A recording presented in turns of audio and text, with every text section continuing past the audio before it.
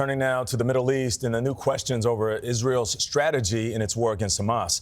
Thousands of Palestinians are now fleeing the city of Rafah. Meanwhile, the U.S. and other countries are increasing pressure on the Netanyahu government to come up with a plan to help tackle the humanitarian crisis. Ramy Inocencio is following all of this in Israel. Ramy, good morning. Nate, good morning to you. And nearly 360,000 Gazans have now fled Rafah, says the UN, more than tripling in the past few days as Israel's military pushes across the south. But the army has also launched new operations in the north on Gaza City and Jabalia, just a few miles into the strip behind me. Israel's fear is that Hamas is trying to regroup.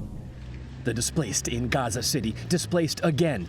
To the north, to the south, to the east, said Mohammed Massoud. Leave us alone. On Gaza's southern end, shattered neighborhoods of Rafah are eerily quiet, nearly abandoned after Israel's warnings of an advance. The hundreds of thousands who fled here from the war have fled again too, west to the coastal sands of the Al-Mawasi camp for the displaced, families exposed to the elements.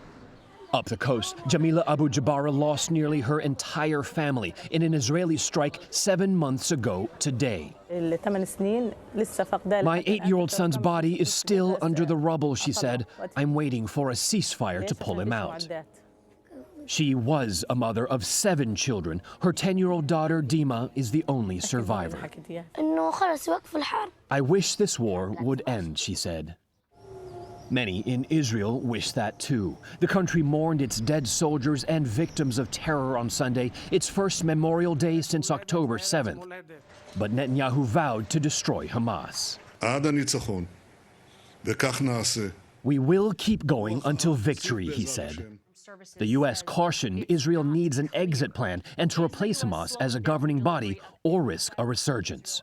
You're going to have a vacuum, and a vacuum that's likely to be filled by chaos, by anarchy, and ultimately by Hamas again. In Gaza, Abu Jabara wished she could have protected her 6 children from Israel's attacks. I wished I died and they had lived, she said. My message to any mother, see our lives and see our sorrows. I'm one of countless mothers who have lost.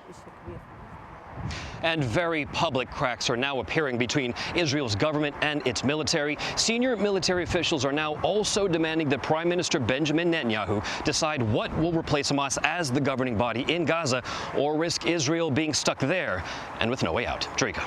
All right, Ramy, thank you.